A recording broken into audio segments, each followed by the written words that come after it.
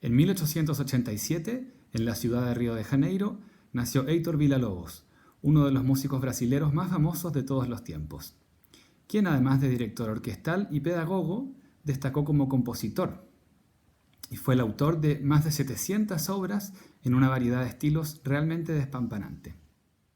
El padre de Heitor, oficinista de la Biblioteca Nacional de Brasil, amaba la música y se preocupó de llevarlo desde pequeño a escuchar orquestas.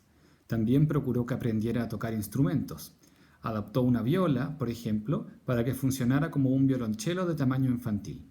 Más tarde, le regaló un clarinete y una guitarra. Por si todo ello fuera poco, lo puso también en contacto con el piano.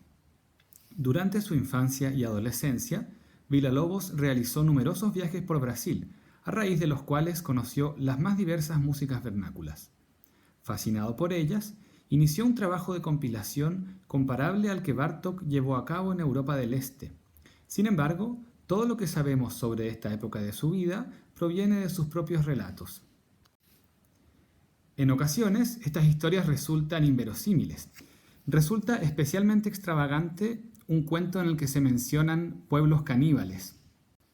Tras contraer matrimonio con la pianista y compositora Lucília Guimarães, Villa-Lobos puso fin a sus viajes de cariz etnomusicológico e intentó radicarse en Río, con el objetivo de dedicarse a la composición.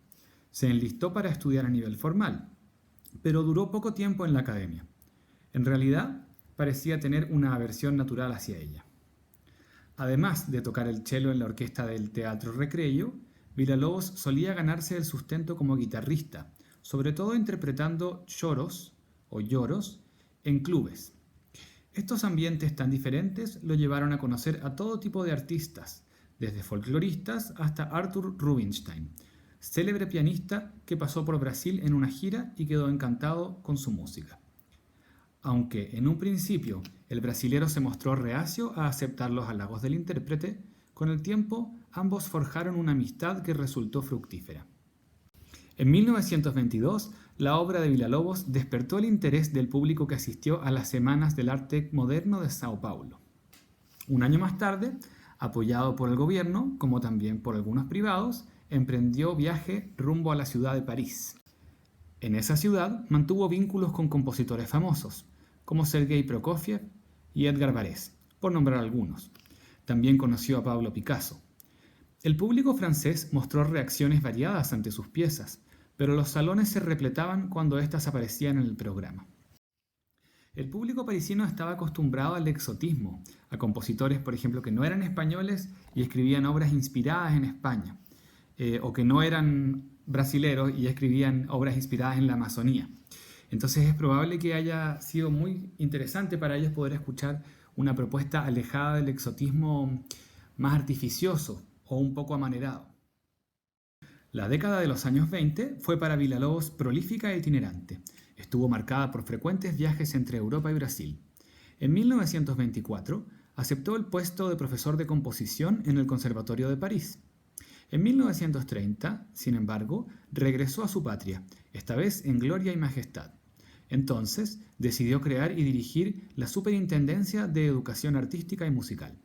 Además, realizó múltiples arreglos corales pensados para alumnos escolares, promovió la fundación de conservatorios y se encargó de la formación de profesores. Por otro lado, rompió su relación sentimental con Lucília e inició una nueva, con Arminda Neves, quien se mantuvo como su compañera hasta sus últimos días.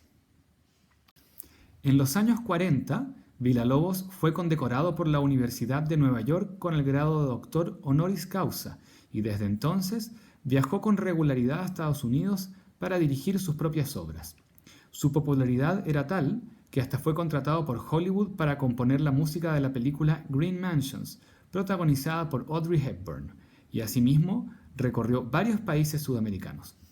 En 1942 visitó Chile. En sus últimos periodos de trabajo, Villa-Lobos produjo un sinnúmero de arreglos y recomposiciones. A los 72 años, falleció en su hogar, a raíz de problemas renales. Nos legó un catálogo de estilo ecléctico, a veces nostálgico y otras veces salvaje, que aborda desde los sincopados ritmos amazónicos hasta el sinfonismo posromántico o la ópera. Destacan especialmente sus obras para guitarra y violonchelo, como también sus célebres bahianas. En 1986, su retrato comenzó a ser impreso en el billete de 500 cruzados. Del mismo modo, existe una sala nombrada en su honor en el Teatro Nacional de Brasilia.